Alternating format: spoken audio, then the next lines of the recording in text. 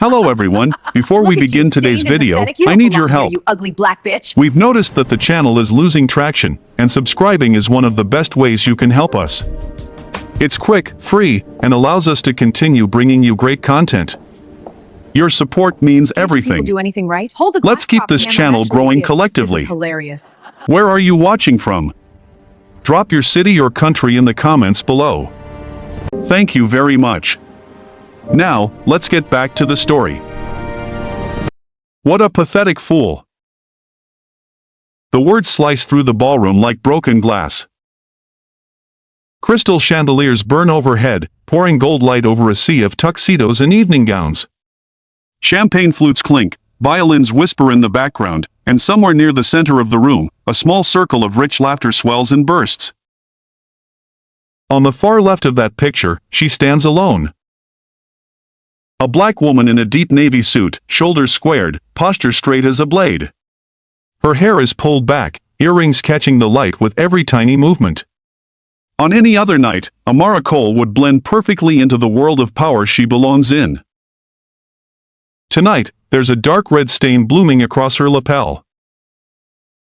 Wine. Expensive, aged, and still dripping from the edge of her blazer onto the marble floor. Behind her, a blonde woman in a white gown is doubled over, laughing so hard she has to hold onto the arm of the man beside her. Her diamond bracelet flashes each time she points. That's the best thing I've seen all night, the blonde gasps, mascara nearly smudging. She really thinks she's somebody. The others around her burst into laughter again, one of them lifting a phone, recording everything like it's a private comedy show. Another man wipes a tear from his eye as he chuckles. "Oh, come on," he says. "Did you hear her? I need to make a call." What is she gonna do? Call security? Call HR? Phones are already out. Screens are already glowing. The joke is already leaving the room before Amara even moves. She doesn't turn around. Her jaw is locked, her eyes fixed on a spot somewhere ahead of her, beyond the long banquet table lined with half-finished plates and bottles of Bordeaux. The music feels distant now, like it's coming from another hotel, another city, another life. Slowly, she reaches into her pocket and pulls out her phone. Her thumb hovers over one name. She doesn't scroll. She doesn't think. She just presses. The line rings once. Twice. Someone snorts behind her. Look at her. She's really doing it. She probably called her manager, another voice sneers. Begging to keep her job. Before we continue, where are you watching from? Drop your city or country in the comments below. And if you believe in dignity and justice, hit like and subscribe. These stories spark change. And we're glad you're here. Now, back to Amara. The call connects. Amara, a man's voice says in her ear, warm, controlled. "You're at the gala. How is it?" Her eyes flick once to the reflection in the mirrored wall ahead. She can see all of them behind her now, the blonde in white still smirking, the woman in the emerald dress filming on her phone, the row of suited men biting their knuckles to keep from laughing too loudly. She sees the red stain on her own chest, dark and wet against the navy wool. Amara inhales slowly. The question, she says quietly into the phone, is what it's about to become. The blonde rolls her eyes dramatically, loud enough for the entire table to hear. "Oh, please." She's pretending she's on some important call. This is unbelievable. Amara's fingers tighten around the phone, but her voice doesn't rise. It doesn't shake. When she speaks again, each word falls onto the marble floor with the weight of a gavel. "Listen carefully," she says. The laughter behind her goes on, a soundtrack of ignorance and entitlement. Someone mimics her posture, putting a phone to their ear, mocking her serious expression. The woman in emerald almost drops her drink from giggling. Amara tilts her head just a fraction, as if aligning herself with an invisible target. In light of what just happened here tonight, she says, I want you to do something for me. There is a pause on the other end of the line. The kind of pause that belongs to men who sign off on numbers other people only see in headlines. Go on, he answers. Amara's eyes sharpen. The chandeliers, the gold, the laughter, the stain, everything narrows into a single, crystal-clear decision. Cancel the $3 billion contract, she says. Now. Behind her, the laughter peaks. They think it's a performance. They think it's desperation, an act to save face after being drenched in their wine and their contempt. One of them claps sarcastically. Oh, wow. 3 billion. Someone's been watching too many movies. Another leans in, whispering loudly enough for everyone to hear, if she had 3 billion, she wouldn't be standing here in that suit, would she? Amara doesn't reply. She doesn't turn to defend herself, doesn't throw a drink back, doesn't scream or cry or explain. She simply listens. On the other end of the call, there is no laughter. No violins. No glasses clinking. Just a single man, somewhere far above this ballroom, sitting in an office that looks down on a city of lights, processing what his wife has just told him. And for the first time tonight, the power in this room shifts, quietly, invisibly, away from the people who are laughing, and back into the hands of the woman they just called a fool. That morning, hours before the chandeliers and the laughter, the day had started in silence. Amara stood at the window of their penthouse, coffee cooling in her hand, watching the city crawl awake beneath a sky the color of steel. From up here, the streets looked like veins of light, pulsing with lives that would never know her name and would still feel the impact of her decisions. On the marble counter behind her, 3 folders lay open. Each one carried the weight of a continent. The first, a detailed breakdown of the Laurent family empire, luxury hotels, private jets, crumbling old money investments held together with duct tape and reputation. The red numbers at the bottom told the truth no chandelier could hide. The second, a proposal stamped with her own logo, Cole Meridian Capital. A $3 billion rescue package, spread over staggered tranches, tied to brutal performance clauses and governance reforms. The third, alternatives. Other companies. Other lives they could change. She didn't look at the alternatives. Not yet. She heard him before she saw him. Bare feet on stone, the soft rustle of a shirt sleeve. Malik Cole, her husband, global CEO of the very fund the Lawrence were begging to save them, crossed the room and wrapped his arms around her waist from behind. You're awake early, he murmured. I could say the same about you, she replied, leaning back against him. His eyes fell on the open folders.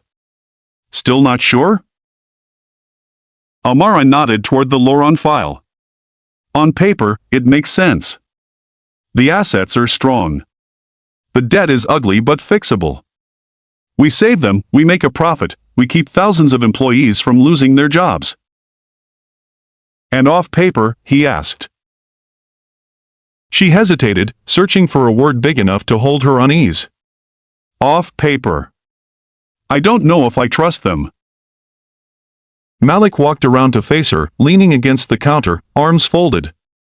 It's not just the numbers with them. It's culture. It's who they are when no one's recording. Everyone's always recording, she said. He gave her a look. Not the parts that matter. She glanced at the notes scribbled in the margins of the Laurent file, lines she'd written after meetings, dinners, glimpses between polished smiles. Jokes about real neighborhoods. Board almost entirely male, entirely white. HR scandal buried, not solved. Their CFO is sharp, she admitted. Some of the younger executives, too. They're trying to drag the company into the century. But the family, he asked. She exhaled slowly. They still think money is a crown you're born with, not something you build. They talk about diversity like it's a charity project, not a requirement. Malik studied her for a long moment. You don't owe them this deal, Amara. I know that. You don't owe anyone our money. I know. He reached out, turning her gently so she faced him fully. So what do you need to see tonight? She didn't answer right away. The truth was, she wasn't completely sure. She just knew something felt off. Like a hairline fracture in glass no one else could see yet. I need to see how they treat people who can't do anything for them, she said finally. Staff. Waiters. Drivers.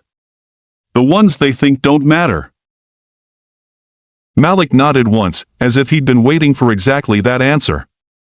You'll have that chance. She smirked softly. You're not coming? He shook his head. If I walk into that ballroom, they'll be on their best behavior. They'll perform respect. I want to see how they act when they think the only one in the room with power doesn't have any. She raised an eyebrow. You're sending your wife in as an undercover stress test? I'm sending my partner, he corrected. The woman who built half of this fund with me and knows rot when she smells it. He stepped closer, lowering his voice. If they treat you right, if you feel like they can grow, we sign. We save a lot of jobs, and yes, we make a lot of money. And if they don't? She asked. His eyes hardened, soft warmth replaced by the steel that had put their names on buildings in 3 countries.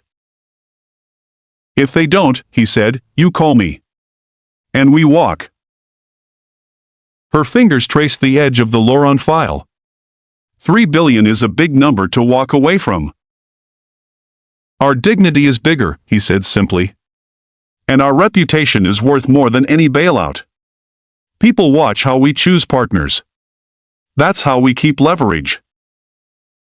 She closed the folder with a soft thud. All right, Amara said. I'll go. I'll smile. I'll listen. And if they show me who they really are. You believe them, Malik finished. And you do what needs to be done. He kissed her forehead, then her hand, like sealing a contract older than any in their files. Hours later, as the chauffeur's open car doors and cameras flashed outside the Loron Hotel, Amara stepped onto the red-carpeted stairs wearing the same navy suit she would later stain with their wine. By then, the decision was still unwritten. By the end of the night, it would be carved in stone.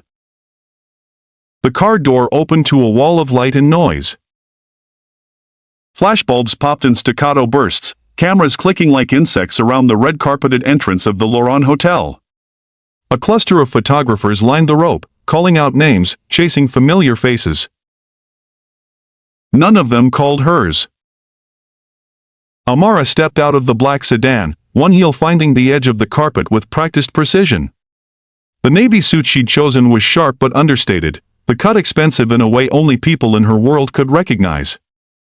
No sequins. No statement jewelry. Just clean lines and intent. The air smelled of perfume, exhaust, and polished marble. Excuse me, miss? A hotel attendant in a black blazer hurried toward her, glancing over her shoulder as if looking for someone else. Are you with catering or with the event company? Amara held up the thick ivory envelope in her hand, the Loron crest pressed into the flap. I'm a guest. For the partnership gala. His smile tightened. Of course. My mistake. The staff entrance is. She watched his face change as he finally focused on the embossed gold lettering of her name. Ms. Amara Cole. Cole Meridian Capital. His posture straightened. Right this way, Ms. Cole. My apologies. The lobby was all polished stone and mirrored glass, every surface reflecting money. A string quartet played near the far wall, sound bouncing gently off towering arrangements of white flowers. Guests in gowns and tuxedos flowed toward the ballroom like a river of black and metallic fabric. At the check-in table outside the ballroom, two young women in matching silver dresses scanned names on tablets. "Name, please," one of them asked without looking up. "Amara Cole." Her fingers paused over the screen. She glanced up, eyes flicking briefly from Amara's face to her suit, then back to the list. "Company," she prompted. "Cole Meridian Capital," Amara replied. "I'm here as a representative for the acquisition package." Something in the woman's expression twitched, then smoothed over so fast Amara almost missed it. "Right. Of course." She tapped the screen. "We have you down as guest level access. You'll be at table 16. "Guest level?" Amara repeated mildly. "I was told I'd be at the main table." The hostess smiled, the kind of smile that didn't reach her eyes. "Those seats are reserved for the principal executives and investors." "I am one of the principal investors," Amara said. For a half-second, the woman froze. Then she forced a little laugh. "Oh. That must be an error in the system. I'll see what I can do. For now, if you don't mind heading to 16, I'm sure we can." A couple swept up behind her, man in a midnight tuxedo, woman in emerald silk, both recognizable from magazine covers. The hostess's entire attention pivoted. "Good evening, Mr. Laurent, Mrs. Laurent," she said quickly. "Welcome." Amara stepped aside, the conversation about her seat dying in the air like smoke.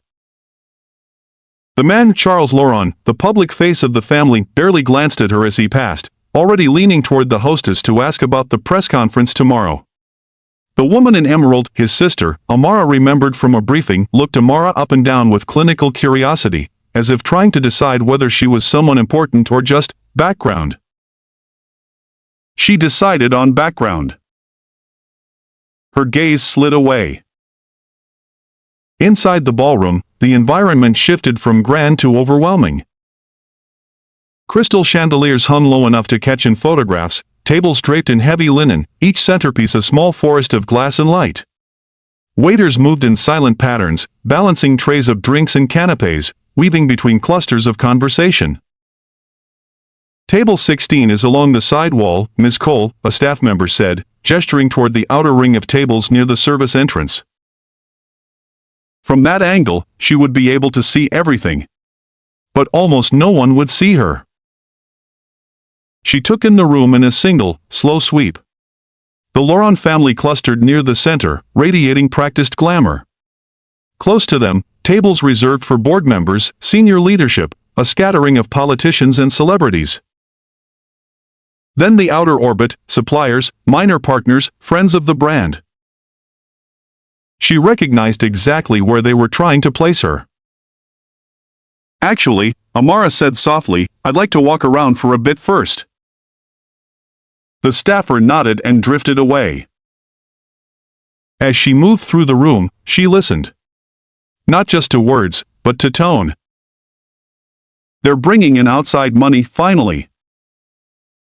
Heard the fund is run by some couple in New York. As long as they don't change the dress code or the guest list, I don't care who signs the checks."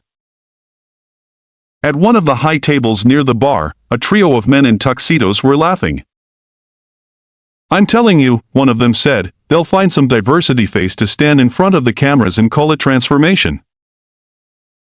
A second man lifted his glass. "As long as the real decisions stay where they belong." They clinked their drinks together. Amara kept walking. She caught pieces of staff interactions too.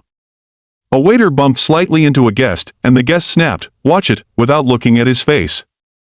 A bartender rolled her eyes as soon as a housekeeper turned away, mimicking her accent under her breath. Every tiny moment was a data point. None of it surprised her. Near the center of the room, laughter erupted louder than the rest. Amara turned her head. There she was. The blonde woman in white. She stood like a spotlight was permanently trained on her, gown hugging her frame, diamonds at her throat and wrist, glass of red wine in hand. A circle of guests leaned in toward her as if gravity itself depended on her mood. Vivienne Laurent. Wife of Charles Laurent. Co-owner of the empire on paper, keeper of its social hierarchy in practice. As Amara passed behind their group, she heard a snippet. And then the driver actually tried to explain traffic to me, Vivienne was saying, incredulous. I told him, sweetheart, I don't pay you to have opinions. The group roared with laughter. Amara's pace didn't change. But somewhere deep inside, a quiet meter clicked. Tone. Attitude. Reflex. She reached for a flute of water from a passing tray and kept moving, weaving between tables, mapping the room. She hadn't seen everything yet. But she had seen enough to know one thing: whatever decision got carved in stone tonight, it wouldn't just be about financials. It would be about who these people really were when they thought no one important was watching. The first time Vivienne Laurent looked directly at Amara, it wasn't to say hello. It was to move her out of the way. Sorry, sweetheart, Vivienne said, gliding past with a practiced smile that never touched her eyes. Staff usually uses the side corridors. This path is for guests. For half a second, Amara wondered if she'd misheard. She was standing near one of the central floral displays, a safe distance from the server's route, a flute of water in her hand.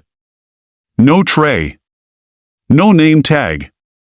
No uniform. Just a navy suit and brown skin in a room that had very little of either. I'm not staff, Amara replied, calm. But you're fine. Go ahead. Vivienne didn't even slow down. Oh, of course, darling. My mistake. It's just so hard to tell these days. Everything looks like a uniform. She flicked her eyes over the suit. You understand. Her friends snickered as they followed, the sound trailing behind them like perfume. Amara didn't chase the moment. She let it go, filing it away next to the driver's story. Next to the snapped watch it. Next to the accent mockery. A pattern slowly drawing itself in thick, dark lines. Later in the evening, the ballroom grew louder, everything blurred by the warm drag of alcohol and the promise of more money. The string quartet shifted to something brighter. Bottles of red were uncorked and poured like water. Near the center, a circular bar had become a magnet. Guests leaned on its polished surface, calling for refills, trading gossip, laughing too loudly. The staff was moving faster now, balancing trays heavy with glasses, navigating sequins, train hems, and carelessly placed elbows. Amara stood at the edge of that chaos, just far enough back to watch without being swallowed by it. She saw the moment before it happened. A young waiter with nervous eyes and a tray full of wine tried to slip between two men whose shoulders blocked half the aisle. One of them gestured wildly, joking about something, his arm slicing the air. The back of his hand clipped the tray. It tipped. Time fractured into fragments of light and liquid. A row of glasses slid, teetered, then spilled dark red arcs through golden air. Some of the wine hit the floor, splashing onto the hem of a navy dress. Some splattered across the polished bar. And one perfect, ruinous streak flew toward Vivienne Laurent's white gown. She turned just in time for the stain to bloom across her hip, like a red handprint reaching up her side. The music didn't stop. But several conversations did. The waiter's face drained of color. I'm so sore. Vivienne's head snapped toward the source of the spill. Her eyes didn't land on the man who'd swung his arm. They didn't land on the trembling waiter. They landed on Amara. on the brown face closest to the mess. On the navy suit that, in her mind, might as well have been a uniform. "You have got to be kidding me," Vivian said, voice sharp enough to slice through the chatter. Amara blinked once. "Excuse me?" Vivian looked down at her gown, fingers pinching the ruined fabric with theatrical disgust. "Do you people ever watch where you're going? Or is knocking things over part of the job description?" Amara's spine stayed straight, but she could feel several heads turn. A small, expectant circle of silence formed around them. "I didn't touch the tray," Amara said evenly. "If you look." Vivian cut her off with a brittle laugh. "I watched you step back into him. You brushed his arm. I saw it." Amara hadn't moved. She knew that. So did the waiter, who was still clutching the tray, eyes wide and fixed on the floor. "Ma'am," he whispered, voice shaking, "it was me. It was my fault, Vivian didn't even glance at him. "Don't interrupt when grown-ups are talking," she snapped, still staring at Amara. "It's unprofessional enough that you're all over the place tonight. At least pretend to have some control." The words "you people" hung in the air like smoke. Amara set her glass of water down on a nearby table. "I'm not part of the staff," she said quietly. "I'm a guest at this event. And I never touched you or that tray." A murmur rippled through the small crowd gathering around them. Someone at a nearby table whispered, "What's happening?" Another voice replied, "I think she spilled on Vivian." Vivian tilted her head, giving Amara a long, slow once-over. Her eyes paused on the simple jewelry, the lack of a designer logo on display, the understated cut of the suit. "Right," she drawled. "A guest. Of course." She made quotation marks with her free hand, sloshing what remained of the wine. "Let me guess. Events team? PR? Diversity outreach?" Her friends chuckled, some of them trying and failing to hide it behind their hands. Amara's jaw flexed once, then still. "My name is Amara Cole," she said. "I'm here representing Cole Meridian Capital." The laughter faltered for a beat. A couple of people blinked. The name was familiar, but alcohol and arrogance made the connection slow. Vivian didn't bother making it. "Well, Miss Cole," she said, drawing out the syllables like something sour, "if you're representing anything tonight, it's chaos. Look at this." She held her stained gown out for the circle to see. "Ruined. Completely ruined. Do you have any idea how much this dress costs?" There it was. The assumption that price determined worth. That money was the highest value in the room. Amara's gaze flicked briefly to the red spreading across the white fabric, then back to Vivian's face. "I'm sure it's expensive," she replied. "That doesn't change what actually happened." Vivian's smile dropped. "You're really going to stand there," she said slowly, "in that cheap blazer, in my ballroom, and tell me what did or didn't happen?" Her voice rose on the last words, pulling more attention their way. Amara could feel it now, the weight of eyes on her skin, the quiet thrill of people who lived for scenes like this.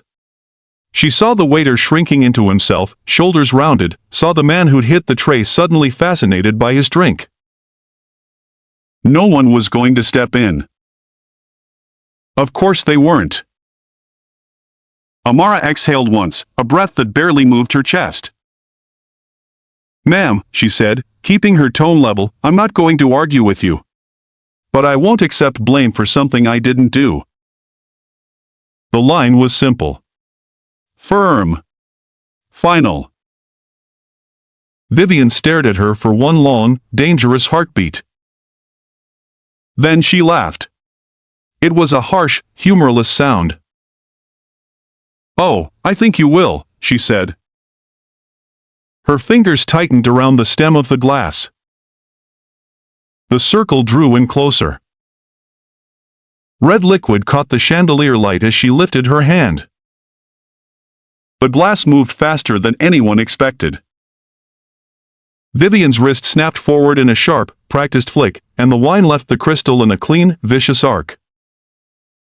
For a heartbeat, the ballroom froze. Red liquid hung in the air under the chandeliers, catching every shard of light. Then gravity remembered itself. It hit Amara square across the chest. The impact was soft, almost gentle, but the effect was not. Wine exploded across her navy blazer, blooming outward like a wound. It splashed onto her white shirt, dripped down her sleeve, spattered onto the marble at her feet. Several people gasped. Several more laughed. "Oh my God," someone whispered, half shocked, half delighted. The waiter flinched, taking a step back as drops of wine flecked his cuffs. His face burned with shame that wasn't his to carry.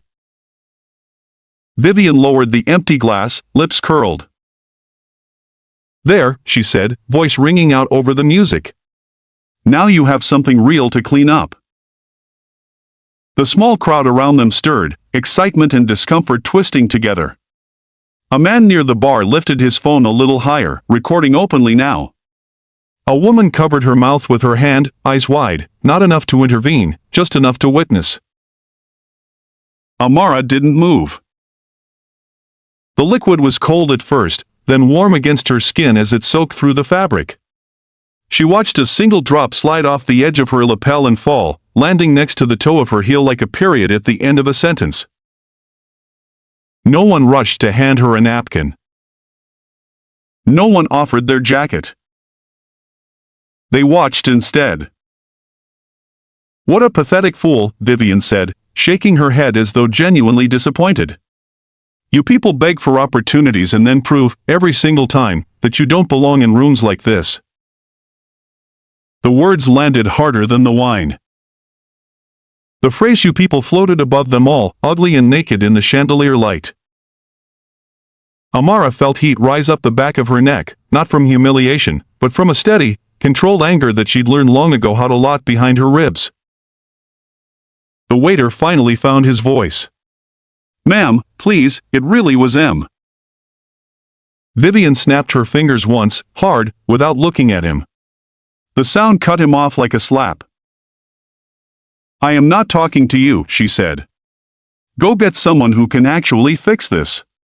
Or better yet, get someone who can show her the door." A few chuckles escaped the circle. They were the kind that came from people who weren't sure if this had gone too far but weren't willing to risk being the only ones not amused.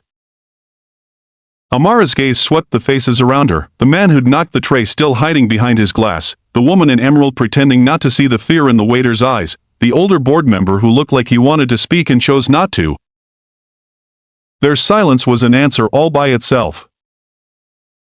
Amara turned her attention back to Vivian. "If you're finished," she said quietly, "I'd like to go clean up."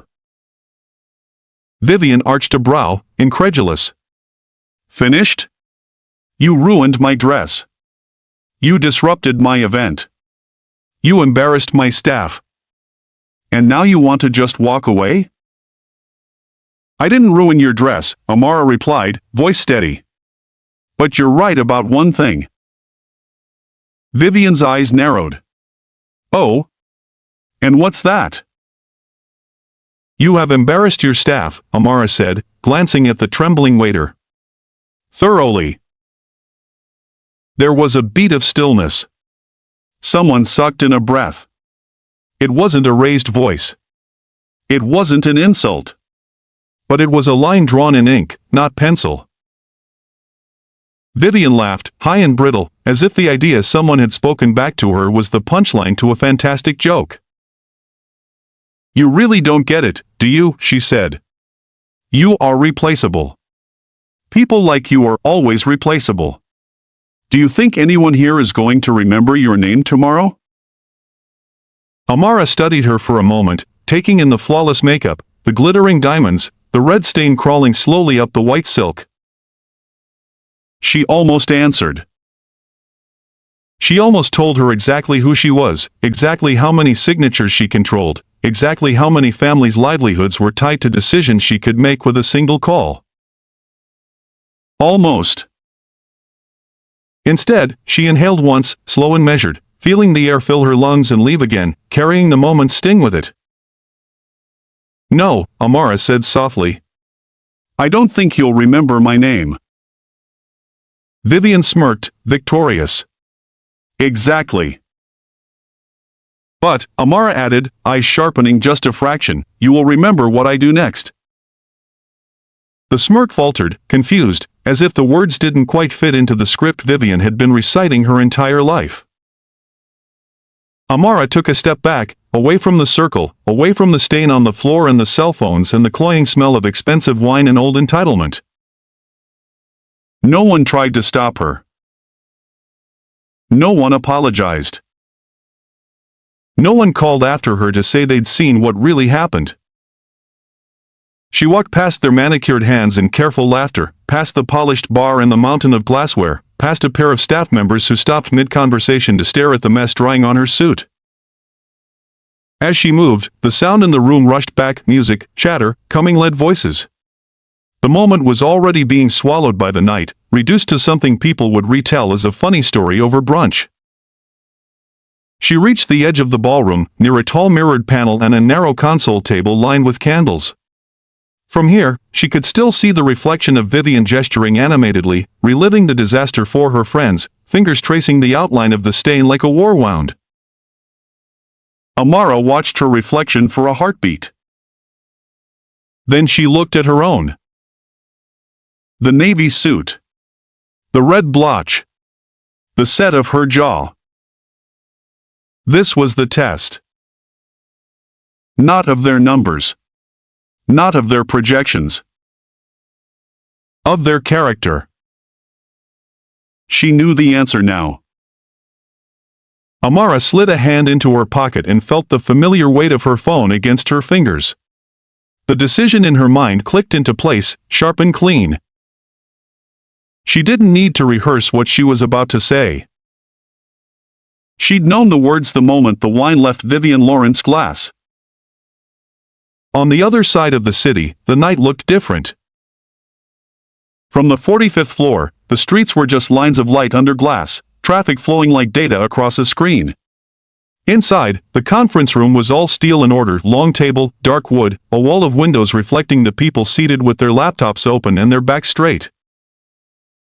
Malik Cole sat at the head of the table, jacket off, shirt sleeves rolled neatly to his forearms. A spreadsheet glowed on the screen at the far end of the room. Columns of projections. Death schedules. Exit scenarios with and without the Laurent family. Scenario C still assumes a successful turnaround, one of the analysts was saying, tapping a cell with his pen. If we inject the full $3 billion over 36 months, we're looking at. Malik's phone buzzed once on the table, screen lighting up with a single name. Amara. He didn't usually take calls in the middle of model reviews. His team knew that. She knew that. He picked it up anyway. Pause there, he said, eyes never leaving the display at the front of the room. Give me a minute. He stepped away from the table, crossing to the window. The city's reflection swallowed his frame as he lifted the phone to his ear. Amara, he said. You're at the gala. How is it? For a moment, all he heard was the faint wash of music, violins, the low hum of voices, the clink of glassware. Underneath it, breathing. Then her voice, steady. Too steady. It's exactly what we thought it might be, she said. He turned his back to the room, one hand slipping into his pocket. Define exactly. They're charming, she went on. Polished. Grateful for the money. Very proud of the brand. Very careless with the people holding their plates and driving their cars. He said nothing. His jaw flexed once. And Vivian, he asked. Amara exhaled, a short sound that wasn't quite a laugh. She just threw a glass of red wine on me in front of half the room. Silence cracked through him like a fault line. In the conference room, someone shuffled papers, unaware. The HVAC hummed overhead, the only other sound. On purpose? Malik said. Yes. He could hear something else in the background now, laughter, bright and ugly, and a woman's voice saying, "You people don't belong in rooms like this." The muscles along his forearm tightened. "Where are you?" he asked. "By the mirrors near the side entrance," she replied. I walked away. No one followed. He stared at his reflection in the glass, city lights burning behind it. For a second he saw himself from the outside, a black man in a tailored shirt, one phone call away from changing the trajectory of thousands of futures. He had told her that morning he wanted to see who they were when they thought no one important was watching. They had just answered him. "Tell me exactly what she said," he murmured. Amara did. Not with extra venom, not with embellishment. Just the facts. The spill. The accusation. The slap of "you people," the contempt in cheap blazer, the choice to ignore the waiter's shaking apology and aim her fury at the black woman in a suit instead. When she finished, neither of them spoke for a moment. In the gap, Malik's mind moved faster than his heartbeat. He saw the flow of capital, the leverage they held, the clauses they could trigger. He saw the press release they'd drafted about transformational partnership and shared values. The words tasted wrong now, bitter and dishonest. "Malik," Amara said quietly, "this isn't a misunderstanding. It's who they are." He believed her. He always did. He glanced back at the table through the glass. His team was waiting, pretending not to listen, but he could feel their curiosity like static in the air. On the screen, a cell in the model blinked, cursor idling next to the line that read, "Laurent acquisition, $3 billion. "Are you safe?" he asked. "Yes," she answered. "Just stained." He could picture the wine on her, dark and spreading. Something hot pressed behind his ribs. "And what do you want to do?" he asked. There was no hesitation. "I want you to cancel the deal," she said. "Not renegotiate. Not discipline her. Not sweep it under PR. I want us to walk away." Her voice didn't break. It didn't rise. It was the same voice that had talked him through closing their first fund, the same voice that had told him which cities to avoid investing in, the same voice that had called out rot in other empires long before anyone else smelled smoke. He had promised her that morning he would trust that voice. A quiet settled into his bones. "All right," Malik said. He turned from the window and walked back toward the table, phone still pressed to his ear. 8 pairs of eyes tracked him as he picked up a remote and blacked out the projection screen. The room dimmed, their reflections sliding over the glass. "Amara," he said, his tone shifting into something cool and decisive, "listen carefully." "I'm listening." "I won't just cancel it from up here," he said. "They need to understand exactly why they lost $3 billion. I'm coming to you." "You don't have to." "I do," he cut in softly. "I want them to see who you were when they thought you were no one. And who we are now." He pulled the phone from his ear just long enough to address his team. "Call legal," Malik said. "Tell them to freeze all Laurent communications and halt final documentation. Effective immediately. No signatures, no soft commitments, nothing verbal. We are re-evaluating the partnership." One of the associates blinked. "Re-evaluating?" "Sir, the board signed off this afternoon." "If we—" "The board entrusted me with the final decision," Malik replied. "This is it." He lifted the phone again. Amara. Yes. I'm having the jet fueled, he said. I'll be there before this night is over. For the first time since she answered, he heard the smallest shift in her breathing. Not relief, exactly. More like alignment, two lines snapping back into the same track. All right, she said. I'll be waiting. He let the call end and held the phone in his hand for a second longer. Gentlemen, ladies, he told the room, slipping his jacket back on, run me 2 new models, one with the Lauron capital reallocated to an alternative target, one with it kept as dry powder for 12 months. I'll review them when I'm back. When will you be back? Someone asked. He checked his watch. When I'm finished teaching a family what $3 billion looks like when it walks out of the room, Malik said. Then he left the conference room, the city, and the numbers behind, heading toward the one ballroom where his absence and his arrival meant everything.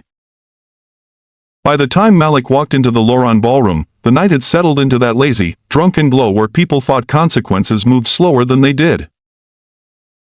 The music was brighter now, a jazz band replacing the quartet.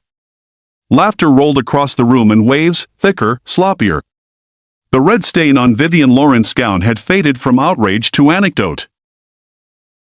The doors at the back opened with a soft hydraulic sigh. Most people didn't notice at first. A couple of staff glanced up. A security guard straightened. The hotel manager, standing near the entrance checking on things, did a double take.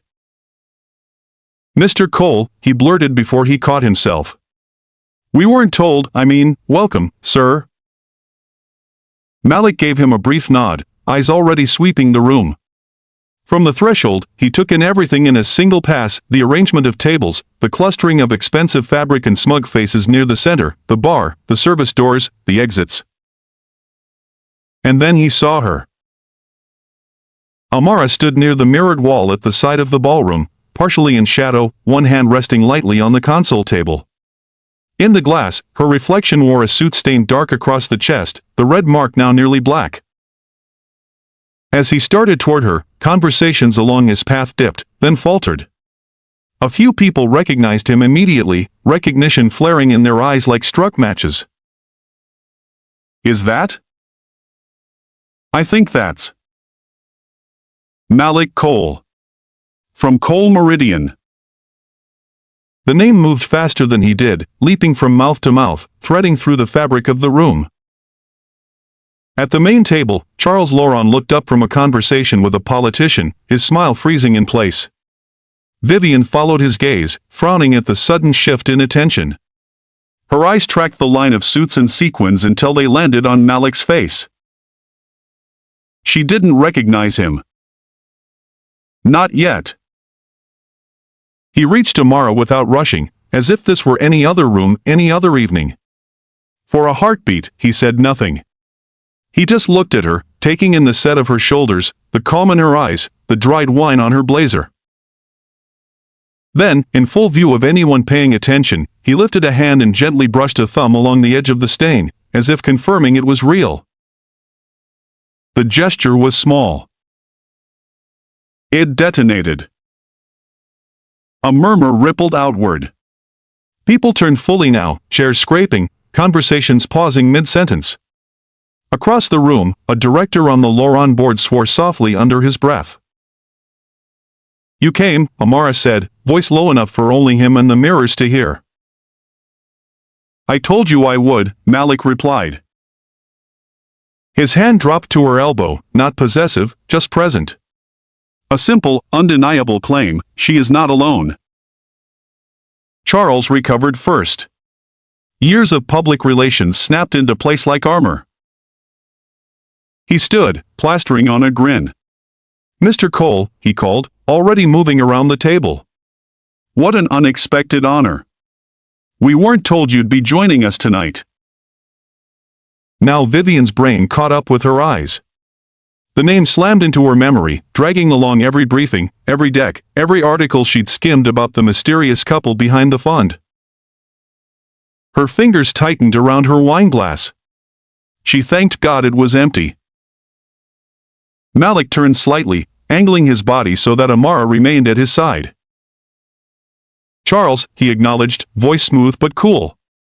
"I heard there was a celebration." Charles laughed, a touch too loud. Yes, of course, historic partnership, new chapter, all of that.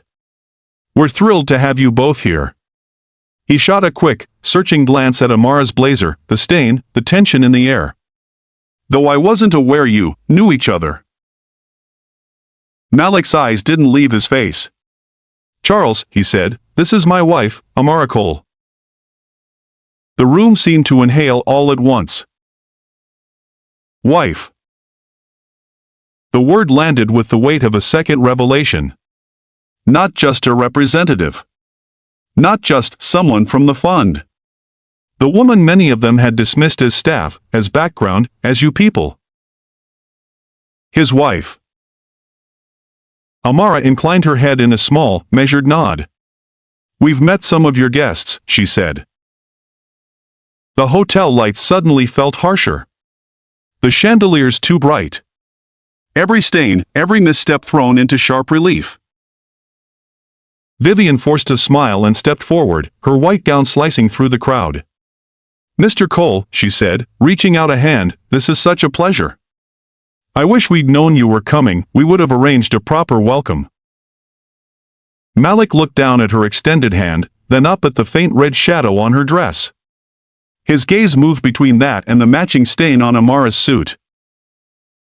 He didn't take her hand. "I think you've arranged quite enough already," he said. Color rose slowly into Vivian's cheeks. Charles cleared his throat, the sound brittle. "If there's been some misunderstanding this evening, I assure you we'll handle it discreetly. The important thing is—" "The important thing," Malik cut in, still calm, "is that I understand exactly what happened in this room." He didn't raise his voice, but the effect was the same as a microphone. People at the edges of the crowd pressed in closer. The jazz band, sensing the mood, slid their volume down to almost nothing. Malik turned to Amara. "Tell me," he said. "From the beginning." She didn't grandstand. She didn't dramatize. She simply described it, the spill, the accusation, the staff entrance comment, the way Vivian had chosen her as the problem instead of the man who'd hit the tray, the words you people thrown like a stone. Every sentence was a stone laid carefully in a row. As she spoke, the waiter who'd been at the center of it all hovered at the edge of the circle, torn between fear and the sudden, desperate need to have someone finally listen. Malik noticed him. "You," he said gently, gesturing with a small tilt of his hand. "What's your name?" The waiter swallowed. "Lucas, sir." "Lucas," Malik repeated, like it mattered. "Did it happen the way my wife just described?" Lucas looked at Amara, then at Vivian, then at the cluster of eyes heavy on his skin. "Yes, sir," he whispered. "Exactly like that." A quiet descended, heavy and undeniable. Charles shifted his weight, tugging at his cufflinks. "Mr. Cole, I'm sure Mrs. Loron will speak for herself," Malik said. He faced Vivian fully now. For the first time since he arrived, there was no softness at all in his expression. "In your own words," he invited, "what happened here tonight?" Vivian opened her mouth. For once in her life, the room was waiting to hear not just her version of events, but whether she even recognized the harm she'd done. There, in the fragile space between her inhale and her answer, every chandelier seemed to burn a little hotter. And somewhere in the back of the ballroom, as if sensing a shift they couldn't yet name, a few people began to understand. This was no longer just a party. It was a reckoning. Vivian's mouth opened, then closed again. For once, the words did not come easily. Dozens of eyes pinned her in place. The jazz band had faded into a low murmur, the notes more background pulse than music. Somewhere in the back, a server set a glass down a little too hard. The clink sounded like a crack. Vivian began, smoothing a hand down the stained fabric of her gown. I was standing at the bar. There was a spill. Things were chaotic. I reacted. Perhaps a bit too strongly, but... But? Malik prompted. She lifted her chin. But it was an accident. I'm sure Ms. Cole misunderstood my tone. It's been a stressful week, Anne. You threw the wine, Lucas blurted, then shrank as every head swiveled toward him. You did it on purpose, Mrs. Laurent. You said. He faltered, looking at Amara for courage he didn't know he'd been asking for. You said you people, Amara finished quietly. And that we don't belong in rooms like this. A flush crept up Vivian's neck. Oh, for God's sake. It was a figure of speech. You're being dramatic. Malik's gaze didn't waver. Say it again, he said. She frowned. Excuse me? Say the sentence the way you said it to my wife, he replied, voice still low, still even. Out loud. In front of your board. Your staff. Your investors. Vivian's eyes darted to the faces around her. Charles, tight-lipped, his sister, suddenly fascinated by the centerpiece, the older director, jaw clenched. No one moved to rescue her. She didn't repeat it. The silence was its own confession. Malik nodded once, as if he'd expected exactly that. Here's the problem, he said, shifting his weight so his voice carried cleanly. You thought you were talking to someone beneath you. You thought there would be no cost. No witness, beyond a few phones and a scared waiter. He looked around the room. You miscalculated. Charles spread his hands, desperation edging his charm. Malik, listen. Under the influence, people say things they don't mean. We're all under pressure. The company, the markets. The markets didn't throw that wine, Malik said. He reached into his inside pocket and took out his phone. The board of our fund approved this deal conditionally, he went on. On my recommendation. On our shared belief that the Laurent Group could evolve. That it could be a partner worthy of the capital and responsibility we would entrust to it. He glanced at Amara. Tonight, you've demonstrated exactly the opposite. Someone near the back whispered, oh, no, almost to themselves. Let's be reasonable, Charles tried again, sweat finally beading at his hairline. We can fix this. We'll issue a statement. We'll make a donation. We'll organize training. Whatever your wife wants. Vivian bristled. I am not a PR fire to be put out like one of your balance sheet. Enough, Malik said. The word was soft but final. He tapped a contact on his phone, waited a single beat, then spoke clearly, every syllable designed to be heard. Thomas, he said, it's Malik. You're on speaker. A tinny voice answered almost immediately. Yes, sir. We're in the Laurent ballroom, Malik said. Effective this moment, Cole Meridian is terminating all negotiations related to the Laurent bailout package. Draft and send a formal notice of withdrawal. Cite unresolved concerns about governance and cultural alignment. No further contact is to be made without my explicit instruction.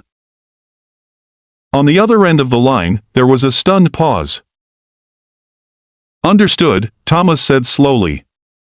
I'll inform the board in legal. We'll have written confirmation in your inbox within the hour. Make sure a copy goes to the Laurent Group's general counsel, Malik added. And their bank syndicate.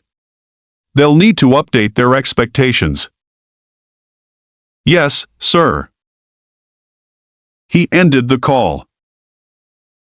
For a moment, all anyone could hear was their own heartbeat. Charles stared at him, color draining from his face. "You can't do that," he said, voice cracking on the last word. "We have agreements. We have commitments. We have term sheets," Malik corrected. "Not contracts. And even if we did, there are clauses for misrepresentation of values and reputational risk. You just handed me both." He let that sink in. $3 billion, he said quietly, was about to land in your accounts. On the condition that we believed you were fit stewards of it. That you understood the weight of what partnership means. He looked at Vivian, then at the ring of onlookers who had laughed when she spilled her contempt. "If this is how you treat the people you think don't matter," he went on, "what happens when you think no one is watching your factories? Your hotels? Your minority staff? Your suppliers?" No one answered. "You don't deserve a bailout," Malik said. "You deserve a reckoning." Vivian's composure shattered. "So you're just going to ruin us over one stupid moment?" she demanded. "Over a dress? Over a glass of wine?" Malik shook his head. "No," he said. "You did that yourselves. I'm just choosing not to fund it." He turned slightly, enough to bring Amara fully into the circle of light. "For the record," he added, "this is the last time you look at my wife and think you know her place." He slid his phone back into his pocket. Somewhere behind him, someone's email pinged, then another, then another. Executives reached for their devices with shaking hands as the first notices began to arrive like tiny, digital verdicts. The $3 billion lifeline they'd been drinking to all night had just vanished, not in a boardroom, not in a press release, but right here, under their own chandeliers. In full view of everyone who'd thought the joke would stay on her. The fallout didn't start with a scream. It started with a subject line. By the time the last guests dragged themselves home, makeup smudged and shoes dangling from tired fingers, inboxes were already filling with copies of the same message. Cole Meridian Capital withdraws from Laurent restructuring package. By morning, it wasn't just an email. It was news. Financial anchors in crisp suits stood in front of glowing graphics, words scrolling across the bottom of the screen. $3B Lifeline deal collapses after gala incident. Unconfirmed reports of culture clash behind sudden exit. Outside the Laurent headquarters, cameras gathered like storm clouds. Analysts speculated about liquidity, about debt covenants, about what happened behind closed doors. The truth, of course, hadn't been behind any doors at all. It had been under chandeliers. In a room full of witnesses who suddenly remembered nothing clearly enough to be quoted. Inside, the boardroom looked different than the one Malik had left the night before. Different walls, different view, but the same fear. Charles stood at the head of the table now, not charming, not composed, jaw tight as a banker on the screen asked pointed questions about governance and reports of inappropriate behavior. Vivian sat slightly apart, spine stiff, hands folded so tightly in her lap her knuckles blanched. No diamonds this morning. No wine glass. Just the echo of her own words, following her from headline to headline. You people. No one quoted it on television. But in hallways, in private group chats, in elevator conversations between junior staff, the phrase repeated with perfect clarity. Some of them were you people. They heard it differently.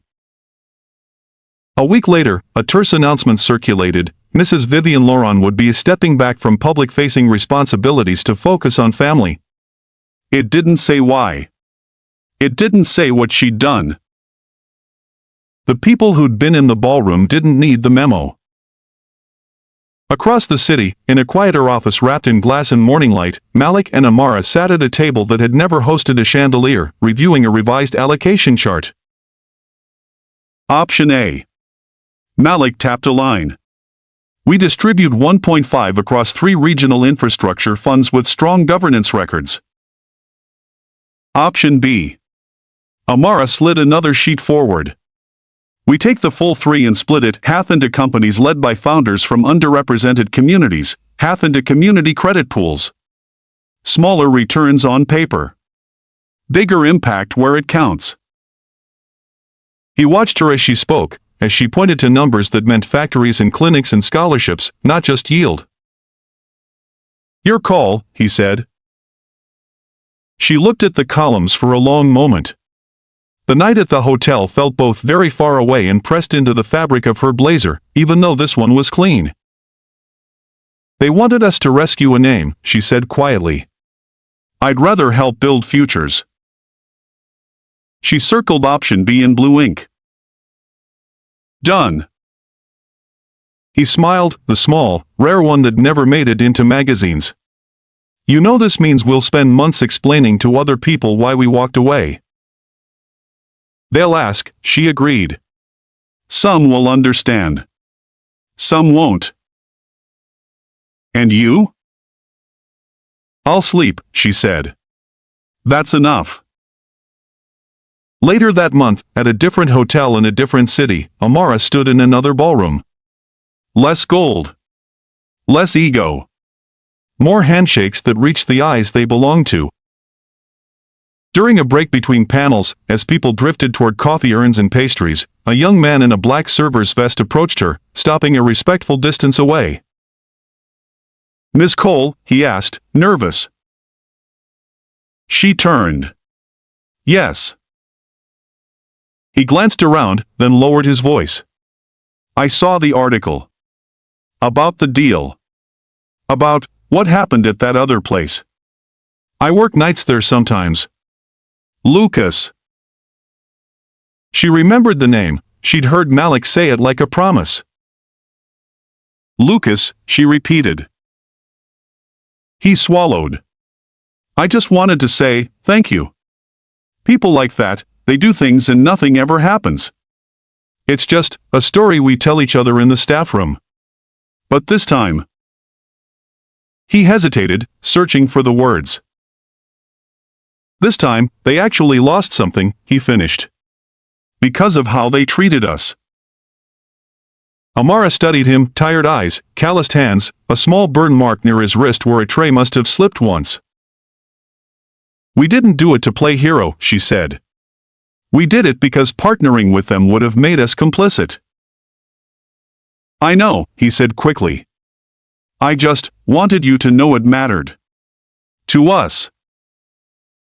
For a moment, the hum of the conference receded, the clatter of cups, the low drone of business talk, the faint music piped in from nowhere. It mattered to me too, she said.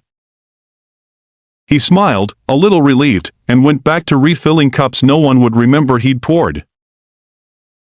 That night, as the city lights came on one building at a time, Amara stood beside Malik at their office window, looking down at the streets that never knew the names on the contracts above them and still suffered from every bad deal signed. They'll rebuild, Malik said, meaning the Lawrence. Maybe with someone else's money. Maybe not at all. That's their story, Amara replied. Not ours. He slipped an arm around her shoulders, resting his chin lightly against her hair. What's ours, then? He asked. She thought of red wine and white silk and navy wool. She thought of a room full of people who laughed when they thought she was powerless, and of the moment their phones vibrated with the cost of that mistake.